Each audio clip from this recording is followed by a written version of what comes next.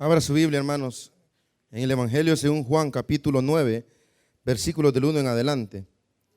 Evangelio según Juan, capítulo 9, versículos del 1 en adelante. Evangelio según Juan, capítulo 9, versículos del 1 en adelante.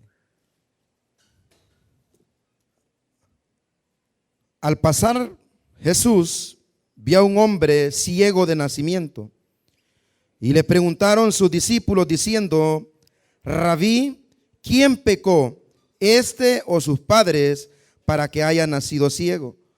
Respondiendo Jesús: no es que pecó este ni sus padres, sino para que las obras de Dios se manifiesten en él. Me es necesario hacer las obras del que me envió, entre tanto que el día dura, la noche cuando nadie puede trabajar. Versículo 5, entre tanto que estoy en el mundo, luz soy del mundo. Dicho esto, escupió en tierra e hizo lodo con la saliva y untó el lodo los ojos del ciego. 7 todos juntos, hermano. Y le dijo: ve a lavarte en el estanque de Siloé, que traducido es enviado. Fue entonces y se lavó y regresó fuerte. Y regresó viendo. Padre, en el nombre de Jesús, te damos gracias esta mañana por permitirnos, Señor, estar reunidos en este lugar para alabar y bendecir tu santo nombre, Señor, lo cual ya lo hicimos por medio de la alabanza, por medio, Señor, como parte de la adoración, los diezmos y las ofrendas. Ahora te pedimos, Señor, que en este momento tu palabra hable a nuestras vidas. Te pido, Señor, que cada hermano escuche lo que necesita escuchar, que cada hermano entienda, Señor, lo que tú quieres decirle a cada uno de ellos. Háblanos, Padre, de manera que nadie de los que acá estamos reunidos, Señor, salgamos tal y cual entramos, sino que tu palabra transforme nuestras vidas y renueve nuestros pensamientos.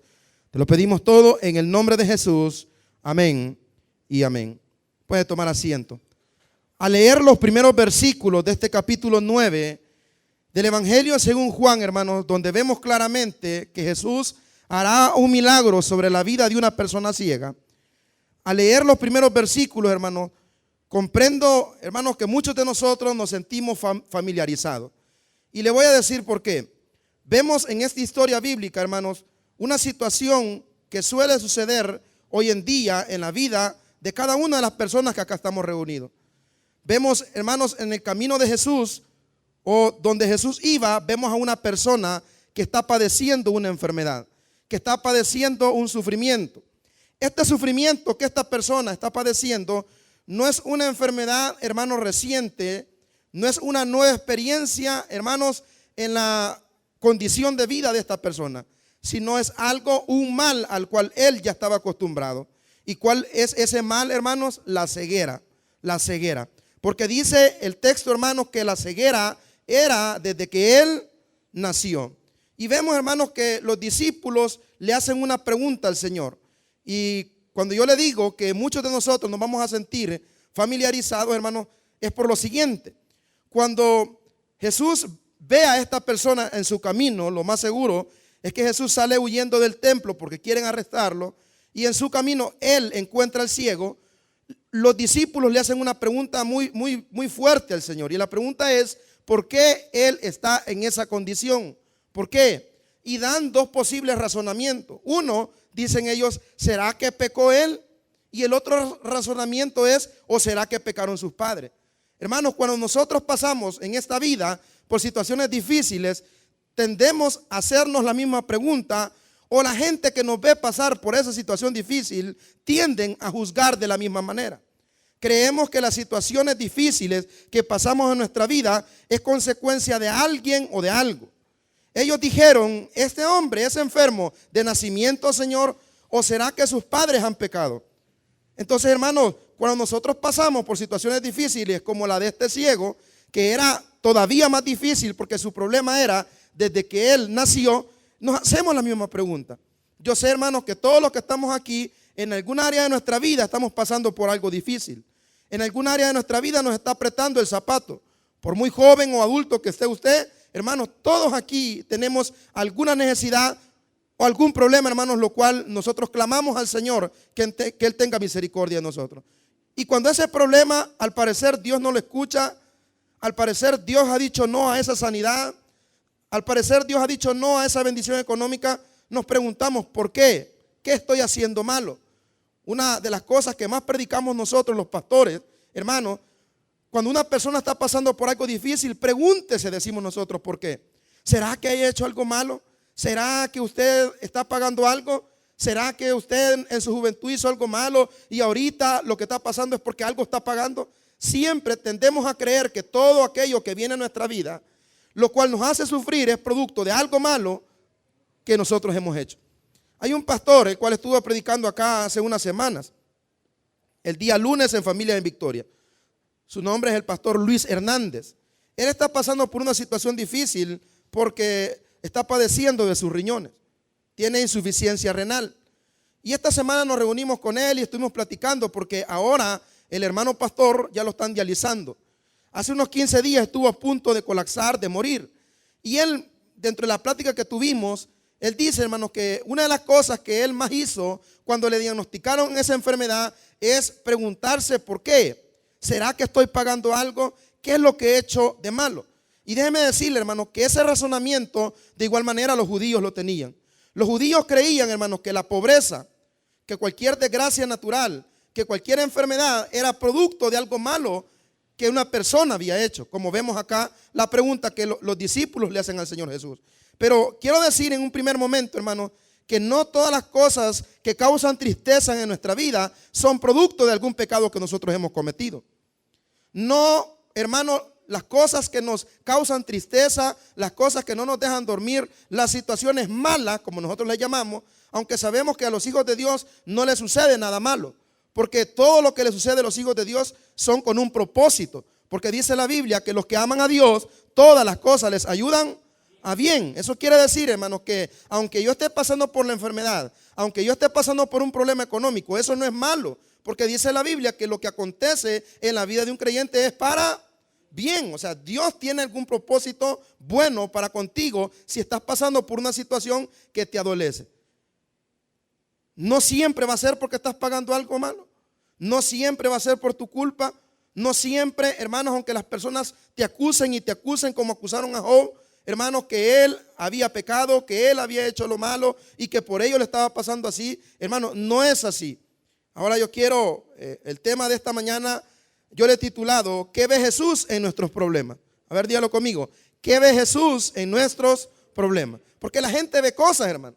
La gente ve consecuencias, la gente ve facturas, la gente ve que usted algo malo ha hecho. La gente ve, hermanos, en nuestros problemas que nosotros nos merecemos eso y cosas peores. Pero realmente a lo que nosotros nos tiene que importar, hermano, es lo que Jesús ve en esos problemas. ¿Sí me está entendiendo? A nosotros lo que nos importa es qué propósito tiene Jesús en el problema. Veamos el texto y analicémoslo un poco. Lo primero que quiero decir, hermanos, por el hecho que estamos ante un milagro que Jesús hizo, lo primero que quiero decir en cuanto al milagro, hermano, es que los milagros de Jesús no eran hechos solo por hacerse.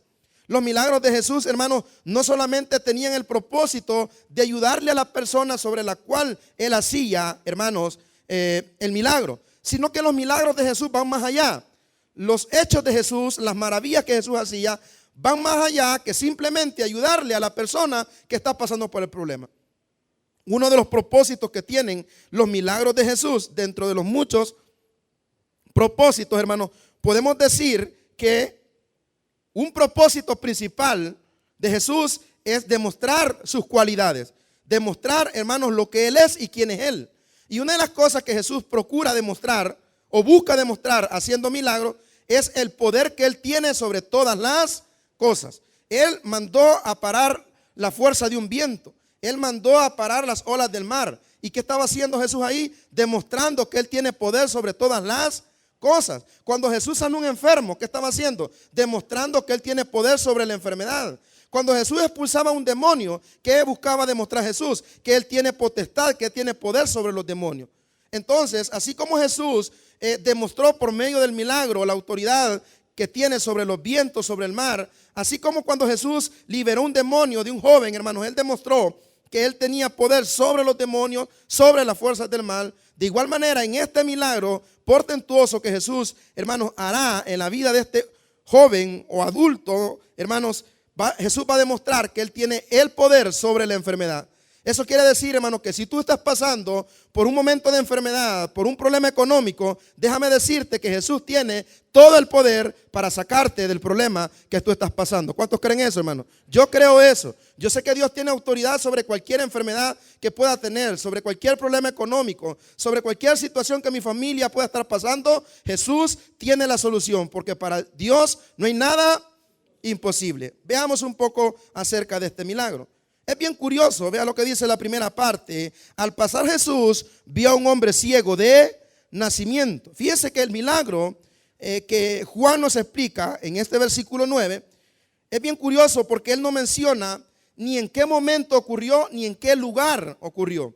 Normalmente cuando Jesús hace milagros siempre dice, ¿verdad?, el texto: y viniendo Jesús a Jerusalén, o pasando Jesús por Galilea, o estando en el mar de Galilea. Siempre hay una descripción en qué momento y en qué lugar ha ocurrido el milagro.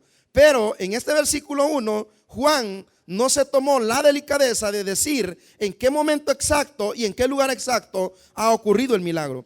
Ahora bien, por el contexto o lo que le antecede a lo que describe Juan en el capítulo 9, lo más seguro es que Jesús viene huyendo de que quieran arrestarlo estando él en el templo. Ahora bien, vea lo que dice el versículo 1. Al pasar Jesús vio a un hombre ciego de nacimiento. Vea, a diferencia de otros milagros que Jesús hizo sobre la vida de otros ciegos, porque uno de los milagros más predominantes de Jesús era sanar a los ciegos. Podemos ver a lo largo de los 4 evangelios que Jesús ha sanado a muchas personas con problemas de ceguera. Ha sanado a muchas personas con problemas de ceguera. Pareciera que es un milagro que a Jesús le encantaba hacer. Vemos en Mateo capítulo 11, versículo 5, no le voy a pedir que lo busque, que Jesús está sanando ciegos. Jesús sana a Bartimeo. En Marcos capítulo 10, versículo 47, el Señor vuelve a sanar a otros 2 ciegos. En Mateo capítulo 9, versículo 27 al 31, Jesús sana a un ciego y a un mudo. Y así puedo decirle muchos textos en los 4 evangelios donde vemos a Jesús sanando a muchos ciegos. Lo curioso y lo bonito de este milagro son 3 situaciones al inicio. Primero, que no dice la descripción del lugar ni el tiempo en que ocurre el milagro. Lo segundo que dice del milagro, hermano, es que no es la persona pidiéndole a Jesús el milagro, sino es que Jesús vio el problema que estaba pasando esta persona, porque dice, vio a un hombre ciego de nacimiento. Obviamente Jesús sabe que este ciego es ciego de nacimiento porque Jesús lo conoce todo, porque Él es omnisciente. Él sabe todo de nosotros, hermano. Él sabe por qué usted está aquí. Él sabe las razones por las cuales vino. Él sabe qué es lo que va a hacer después de estar acá en el culto. Él sabe lo que tiene planeado. Él sabe lo que anda en el teléfono. Él sabe las intenciones de su corazón, porque Jesús lo conoce todo. Entonces ve a este ciego Jesús, hermano, y Él sabe que este ciego es un ciego de nacimiento. Lo bonito, hermano, le decía este milagro, lo tercero, es que es Jesús viendo la necesidad de las personas. Eso quiere decir, hermanos, que el Señor no hace caso omiso a nuestras necesidades.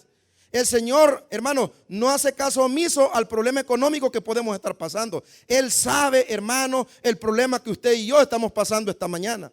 Por eso es que en la oración dice, hermano, que el Señor sabe de qué cosas tenemos necesidad antes que nosotros se las pidamos. Él ya sabe que usted necesita un empleo. Él ya sabe que usted necesita subir los números, hermanos, en su empresa. Él sabe, hermano, que usted necesita una sanidad, una operación, necesita dinero para comprar un medicamento. Dios sabe, hermano, cada una de nuestras necesidades. Él no hace caso omiso de mi necesidad. ¿Qué tal si repetimos todos juntos esa frase? Dios no hace caso omiso a mi necesidad. Él está viendo qué es lo que usted necesita. Él conoce qué es lo que usted necesita. Y por eso Él nos da el ejemplo que si nosotros como padres, siendo malos, sabemos dar buenas dádivas a nuestros hijos, cuánto más Dios no nos dará todas aquellas cosas que les pidamos. Cuando su hijo, hermano, se le han arruinado los zapatos, no es necesario que su hijo le diga, mira mamá, ya ando roto los zapatos. El buen padre sabe de qué cosas tiene necesidad su hijo, y el padre que ama no pasa por alto esa necesidad. Jesús, hermano, Él no pasa por alto tu necesidad. Él suple cada una de ellas. Y dice el versículo 2, y le preguntaron sus discípulos, mire hermano, ¿qué es lo que sucede? Y le preguntaron sus discípulos diciendo, maestro o rabí, ¿quién pecó, este o sus padres, para que haya nacido ciego? Mire hermano, ¿cómo es la gente? Los seres humanos somos bien juzgones, ¿sí? Los seres humanos nos gusta poner el dedo en la llaga. Si vemos que alguien pasó un accidente, no, algo está pagando, ¿sí? Vemos que alguien pasa por una situación difícil, no, lo que pasa es que ese tiene amante, lo que pasa es que ese anda en pecado. Y siempre llevamos las cosas malas que le suceden a las personas como que algo están pagando. Y ese pensamiento, hermano, es un pensamiento erróneo. Y es el pensamiento que tenía el judío. El judío decía, al bueno le pasa lo bueno y al malo le pasa lo malo. El razonamiento de Asaf en el capítulo 73 de los Salmos, el razonamiento de los amigos de Job.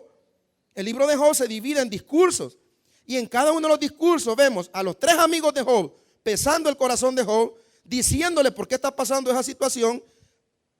Y en cada uno de los discursos, hermanos, vemos a Job defendiéndose ante las acusaciones que sus amigos hacían. Porque los amigos de Job, eso fue la conclusión a la que llegaron. No, vos algo estás pagando. ¿Por qué? Porque al malo no le pasa lo malo.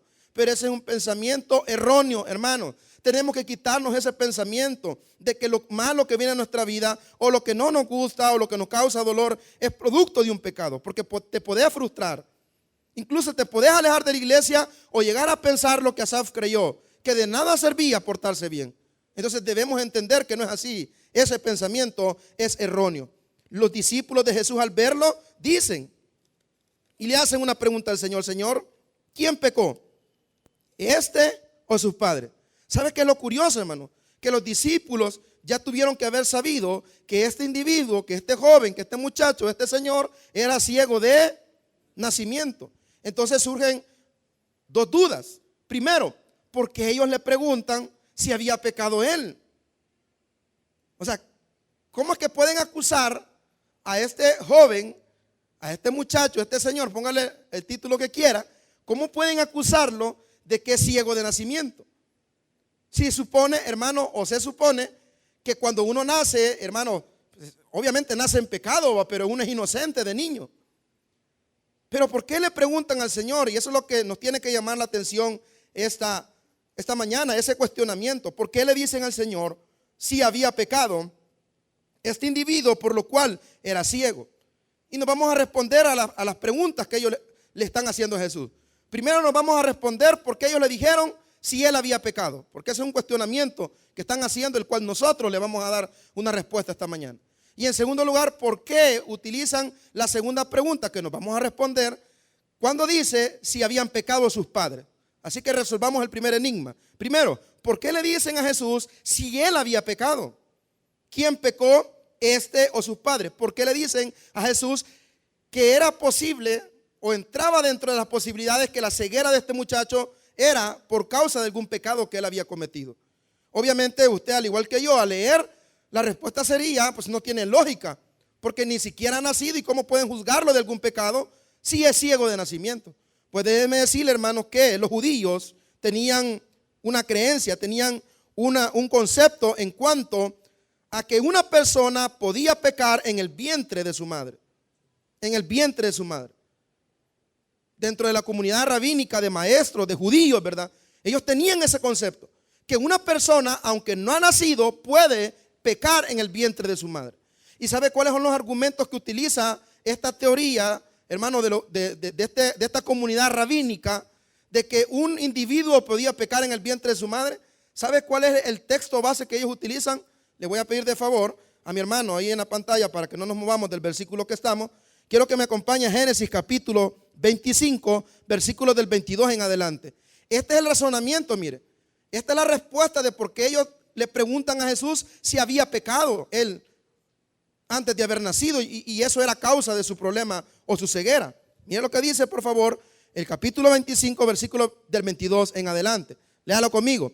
Y los hijos luchaban dentro de ella, y dijo: si es así, ¿para qué vivo yo? Y fue a consultar a Jehová. ¿Qué estaban haciendo los hijos, hermanos? Dentro del vientre de la madre estaban luchando, estaban peleando.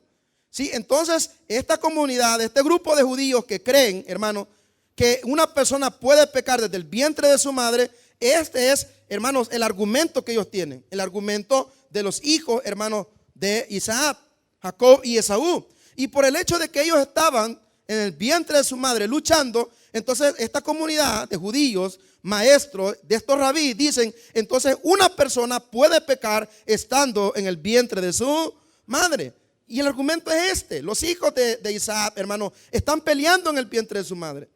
Están peleando, están luchando, pero realmente, hermano, el texto no hace referencia a que ellos estaban peleando literalmente, sino el movimiento que ambos hacían dentro del vientre de sus madres. Obviamente, ella se preocupa porque no había comprendido bien que Dios tenía un plan en el nacimiento de estos hermanos, lo cual podemos decir que es un pensamiento bastante sacado de contexto, hermano. Ahora la segunda pregunta: ¿quién pecó? Por la creencia que ya expliqué y el argumento que se tiene en cuanto a este concepto de que una persona puede pecar en el vientre de su madre. Y la segunda pregunta es: ¿pecó este o sus? A ver, los que tienen Biblia, ¿pecó este o sus padres? Ahora, aquí hay otro problema, hermano. ¿Cómo es posible que una persona va a estar heredando las consecuencias de los pecados de sus padres? Y hay un texto también en la Biblia que los judíos malinterpretaban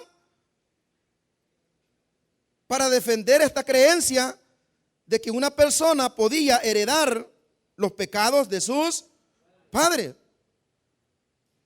La primera creencia, que una persona podía pecar en el vientre de su madre. ¿Cómo la defendían? Tomando como argumento que Jacob y Esaú pelearon en el vientre de su madre y lo tomaron como pecado. La segunda creencia: los hijos pueden heredar las consecuencias de los pecados de los padres. ¿Por qué? Porque le dicen, pecaron sus padres y por eso estos se la están llevando. Los padres hicieron algo malo y murieron y no lograron pagar las consecuencias de sus pecados. Y créanme, hermanos, que hasta nosotros creemos eso. Muchas veces nosotros creemos, no, es que el papá fue bolo, el hijo es bolo. Como que las consecuencias de los pecados fueran hereditarias. Imagínense, y el que no hereda nada, solo consecuencias hereda. Terrible, pobre individuo que recibe como herencia solo consecuencias. Pero también es un concepto erróneo, el cual ellos sustentan en Éxodo capítulo 20, versículo 5. Hay una mala comprensión entre los judíos de este texto bíblico, el cual toman como argumento para afirmar que las consecuencias de los padres las sufren los hijos. Dice Éxodo capítulo 20, versículo 5. Gracias, hermano. No te inclinarás a ellas ni las honrarás, porque yo soy Jehová tu Dios, fuerte y celoso. A ver, todos juntos, hermano. Que visito la maldad de los padres sobre los hijos, hasta la tercera y cuarta generación de los que me aborrecen. Poneme la segunda parte, por favor, siempre de este versículo. Mire, que visito la maldad de los padres sobre los hijos. Ahí, hermanos, aquellos que creen que los hijos heredan las consecuencias de los padres, malinterpretan este versículo cuando el Señor le da la ley a Moisés y le dice, visito la maldad de los padres sobre los hijos hasta la tercera y cuarta generación. Pero el Señor visita, vea bien lo que dice el versículo, el Señor visita la maldad de los padres sobre los hijos hasta la tercera y cuarta generación. ¿De quiénes, hermano? De los que le aborrecen. El texto no está diciendo que Dios se va a cobrar con los hijos lo que los padres hicieron, no. El texto lo que está diciendo, hermano, es que si los hijos se apartan, si los padres se apartaron de los caminos de Dios y los hijos siguieron el mismo ejemplo, de igual manera como los padres van a pagar el pecado por haberse apartado del Señor, al igual los hijos van a pagar el pecado, hermanos, de haberse apartado de los caminos de Dios. Por eso es que la clave para poder entender el versículo es la parte final del versículo 5, cuando dice de los que me aborrecen. Y es así, hermano. Si usted aborrece al Señor, le va a ir mal. Y si sus hijos heredan esa costumbre y de igual manera se alejan de Dios y se apartan de los caminos de Dios, ¿qué le va a pasar a sus hijos? Lo mismo que le pasó a usted. Pero es de los que lo aborrecen. Pero si usted, su padre se apartó de los caminos de Dios, su padre no quiso nada con Dios y él sufrió las consecuencias. Pero usted, como un hombre sabio, una mujer sabia, decide apartarse del pecado y buscar a Cristo, hermano, en lugar de irle mal, le va a ir bien. Porque con Cristo las cosas son diferentes. ¿Cómo son las cosas, hermano? Diferentes. Entonces también es un error creer de que los hijos, hermanos, van a pagar los pecados de los padres. Y es que Dios, igual en Deuteronomio, así lo estableció. Ahí el hermano nuevamente nos va a poner Deuteronomio capítulo 24, versículo 16. Ellos habían malinterpretado el texto de Éxodo, porque el Señor en Deuteronomio establece lo siguiente. Miren lo que dice, hermano, Deuteronomio capítulo 24, versículo 16. Miren lo que dice: los padres no morirán por los hijos, ni los hijos por los padres. Cada uno morirá por su pecado. Deje de decir usted: no, yo vivo mal porque yo estoy sufriendo las consecuencias de mi papá. Mi papá cometió muchos errores y ahora yo los estoy pagando. No, hermano. El Señor establece. Ahora, hay que aclarar que hay consecuencias que sí alcanzan a los hijos. Eso no lo vamos a negar, hermano. Porque esto es como que no hubiese techo aquí y lloviese. ¿Sobre quiénes va a caer el agua? Sobre todos los que estamos aquí. Igual si el pecado, el padre lleva el pecado a la casa, ¿quiénes van a sufrir? Por simple lógica, hermano, todos los que estén en la casa. Porque cuando Dios juzga al padre por alcohólico, por infiel o por otro pecado, obviamente sufre toda la familia. ¿Por qué? Porque están dentro de un núcleo familiar. Pero ya los pecados que cada uno cometa, cada quien los va a pagar. Dígale que está la par suya, la vas a pagar, dígale. ¿Sí? Y no los de tu papá ni los de tu mamá. El Señor dice: los padres no morirán por los hijos, ni los hijos por los padres. Cada uno morirá por su pecado. Entonces la pregunta de los discípulos, ¿me está entendiendo, hermano? La pregunta es incorrecta. No puede pecar una persona en el vientre de su madre. Es una mala comprensión. Y tampoco aquí nadie va a andar cargando los pecados de los otros, la consecuencia de los otros. Vaya conmigo a Ezequiel capítulo 18, versículo 19. Si puede buscarlo, búsquelo. Si no, ahí están los hermanos de multimedia. Ahí están con todo. Ezequiel 18, del 19 al 32. Perdón, 18, versículos del 1 al 4. Ezequiel capítulo 18, versículos del 1 al 4. Vea lo que dice. Vino a mí palabra de Jehová diciendo: ¿qué pensáis vosotros los que usáis este refrán sobre toda la tierra de Israel? ¿Qué dice? ¿Qué dice el refrán, hermano? Los padres comieron las uvas agrias y los dientes de los hijos tienen la dentera. ¿Qué era entonces ese concepto de que los padres, hermanos, cometían los pecados y los hijos pagaban las consecuencias? Los padres comían las uvas amargas y los hijos recibían la dentera. ¿Qué era eso, hermano? Era a ver, los que leyeron, era un refrán. Poneme el versículo 2 otra vez, por favor, hermano. Mire cómo dice: ¿qué pensáis vosotros de los que usáis este refrán? Era un refrán en todo Israel, hermano. Era un refrán, era un dicho que ellos se habían inventado. Como aquel salmo que dice: golpe con golpe yo pago y beso con beso devuelvo. ¿Sí? Es un dicho, amén, hermano. Es un dicho. Era un refrán. ¿Y sabe qué, hermano? ¿Por qué ellos tenían ese refrán? Porque no les gustaba aceptar lo que les pasaba como consecuencia de su pecado.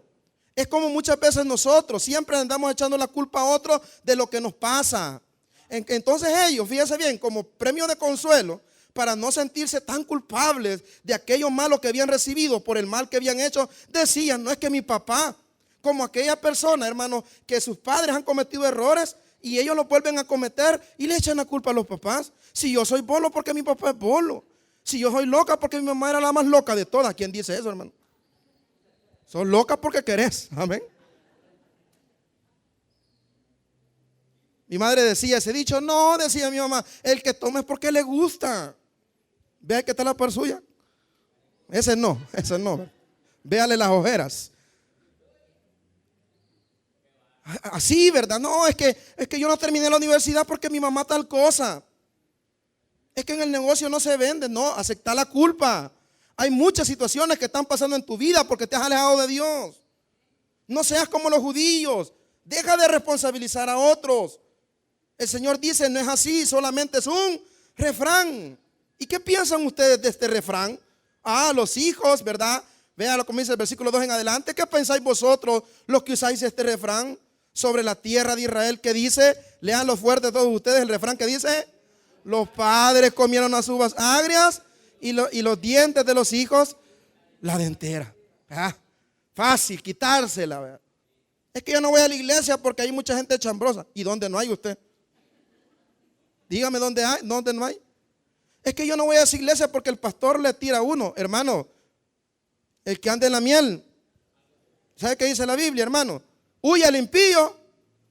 ¿Y por qué te enojas? Si no sos, ¿por qué te enojas? Ay, es que ahí le está tirando a uno cada ratito. Que el adulterio, que el adulterio.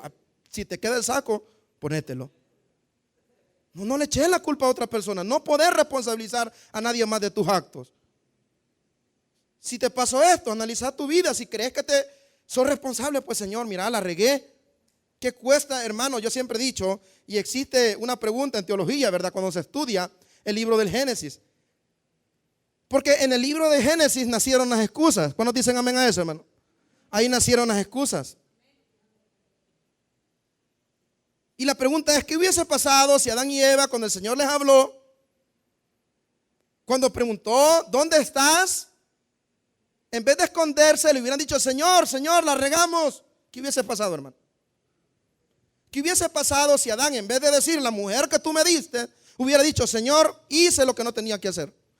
Primero descuidé a mi mujer y como a esta le gustan la fruta, yo tengo la culpa. ¿Qué hubiera pasado si Eva hubiera reconocido la culpa?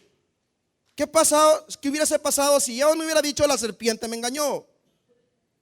¿Sabe qué pasara si nosotros como cristianos comenzáramos a reconocer, obviamente, las cosas que sabemos que están pasando por consecuencias? ¿Sabe qué pasaría? La misericordia de Dios nos alcanzara. Si dejáramos de responsabilizar a otros, si dejáramos este dicho, esta frase, este refrán, oh, yo estoy pagando lo de mis padres, oh, yo heredé lo de mis padres. No, hermano, cada quien es libre de tomar sus propias decisiones. Vean lo que dice el versículo 3, por favor. Vivo yo, dice Jehová, el Señor, que nunca más tendréis que usar este refrán en Israel. Ahora sí, versículo 4. Leámoslo juntos. He aquí, todas las almas son mías, como el alma del Padre, así el alma del Hijo es mía. El alma que, ¿qué dice, hermano? El alma que pecare, esa morirá. No le eches la culpa a tu marido, porque fuiste infiel. Es que mi mujer tal cosa. No, sos sinvergüenza. Así, no, yo soy malo, pastor. Yo quise caer en ese pecado. Siempre queremos responsabilizar a otros de nuestras malas acciones. Como Adán y Eva responsabilizaron, o quisieron más bien responsabilizar a otros de sus acciones. Pero ¿sabe qué es lo más precioso, hermano? Que la Biblia dice, el alma que pecare, esa morirá. Sí, no estoy hablando de cuestiones de salvación. Estoy hablando, hermano, que cada quien va a sufrir las consecuencias de sus decisiones, sean estas buenas o sean malas. Si tú este día decides servirle al Señor, entregarte al Señor, si decides ser un cristiano verdadero, reconociendo tus fallas y cambiando a esa vida que Dios quiere que lleve, pues vas a sufrir las consecuencias de la bendición de Dios. Pero si tú decides nunca reconocer la culpa, siempre andarte limpiando, es que tengo que ir a hacer algo, es que no puedo ir al culto, es que no puedo servir, pues vas a cosechar eso que tú estás sembrando. Nadie va a sufrir o pagar, más bien dicho, las consecuencias de otras personas.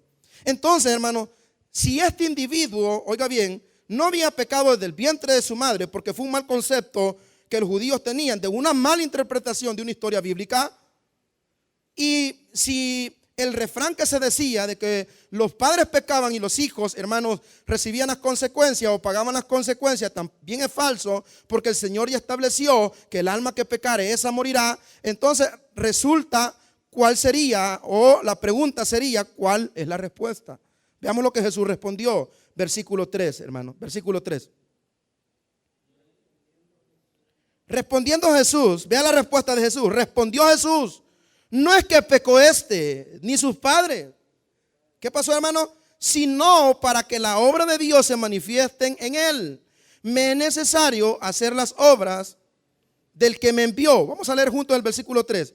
Respondió Jesús: no es que pecó ni sus padres, sino para que las obras de Dios se manifiesten en él. Para los discípulos algo estaba pagando. ya sea algo que él había hecho o que sus padres habían hecho. Pero para Jesús era una oportunidad para que su poder se manifestara en la vida de este hombre. Puede ser que lo que estés pasando no hayas hecho nada malo tú. Puede ser que lo que estés pasando tú te consientes que no es una consecuencia. Pero para Jesús será una oportunidad para demostrarte que Él está contigo. Amén, hermanos. Para Jesús será una oportunidad para mostrarte sus maravillas. Para Jesús será una oportunidad para demostrarte lo mucho que te ama. Y así como Dios te ha venido bendiciendo en toda tu vida, sacándote de problemas. Yo estuve predicando en una actividad en un hotel el día viernes y un muchacho se paró a dar testimonio y llorando dijo: a mí mi madre, ahora que ya estoy grande, me contó que ella tomó todo tipo de medicamentos para abortarme porque ella no deseaba que yo naciese. Y ella me rechazaba cuando estaba en el vientre de mi madre. Y ahora le doy gracias a Dios porque tengo vida y ahora le sirvo. ¿Sabe qué? La madre quizás estaba desahogando algo que quizás el padre de este muchacho le había hecho. Pero Dios ya tenía un plan en la vida de este muchacho y era para que este hombre le sirviera. Jesús tiene un plan para cada uno de nosotros y el Señor lo va a cumplir y nadie lo va a detener, porque los propósitos de Dios en nuestra vida son grandes y son maravillosos. ¿Crees eso tú, hermano? Los propósitos de Dios son buenos, son agradables, son pensamientos de bien, son pensamientos de paz los que Dios tiene para nosotros. Si crees que lo que estás pasando es culpa de una imprudencia tuya, de un pecado tuyo, ven al Señor y pídele perdón. Pero si crees, hermano, que tú has caminado como Dios manda, crees que no ha sido responsabilidad de ningún pecado que tú hayas hecho o de algún pecado que tú hayas hecho, pues déjame decirte que tú eres un candidato que, al igual que este ciego, recibas la sanidad, recibas la bendición económica. Si estás en iglesia sirviéndole al Señor, si vives entregado pero estás pasando por situaciones difíciles, prepárate, porque el poder de Dios se va a manifestar en tu vida. Amén, hermanos. El poder de Dios se va a manifestar en tu vida.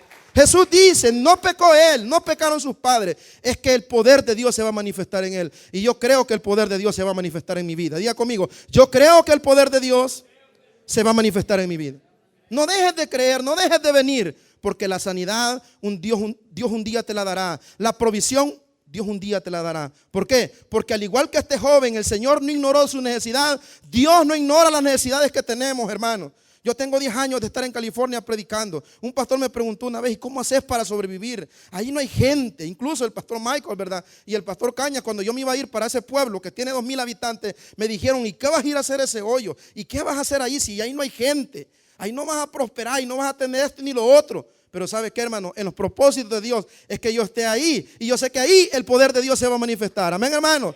Tú puedes ser un vendedor de mercado. Tú puedes ser un vendedor de buses. Quizás andas haciendo viajes. Quizás andas jalando productos, ¿verdad? Correcto, por supuesto. Quizás eres un emprendedor o eres un empleado. Pero ¿sabes qué? Donde Dios te tiene, ahí Dios se va a glorificar. Porque los propósitos de Dios son buenos y maravillosos. No dejes que la gente te diga: ay, vos algo estás pagando. Vos salado estás porque quizás tenés dama. Vos quizás, mira, ve, si no te salen bien en las notas porque sos bien dundo. Y la gente nos pesa y nos pesa. Y hermano, yo quiero hacer una pregunta seria. ¿A cuántos de nosotros nos ha dolido como la gente nos pesa, hermano? Duele. Duele porque usted llega a la casa y la mujer le pregunta: ¿y qué pasó? No, es que estuvo calmado. Ay, viejo, vos amante tenés. Por eso no vendés, desgraciado. Y le debemos a la señora de la tienda, ya tenemos 3 cuadernos ahí apuntados, no hayamos por dónde ir. Quisiéramos tener alas, ¿verdad? Como las del águila, como decía el poeta, hermano. Pero ¿sabes qué? Si tú te consideras una persona que está caminando con Dios, prepárate, porque el poder de Dios se va a manifestar en tu vida. No dejes que la gente te acuse, no dejes que la gente te pese. Claro, si la estás regando, reconocelo. No le eches la culpa a nadie más. No dejes que el concepto de las personas te consuma. Espera las decisiones que Dios tiene en tu vida. Espera en la voluntad de Dios, porque la voluntad de Dios es buena, es agradable y es perfecta. En esa voluntad espero yo, porque yo sé que esa voluntad hará conmigo grandes, maravillosas obras. Amén, hermanos. Dame un fuerte aplauso al Señor. Vamos ahora.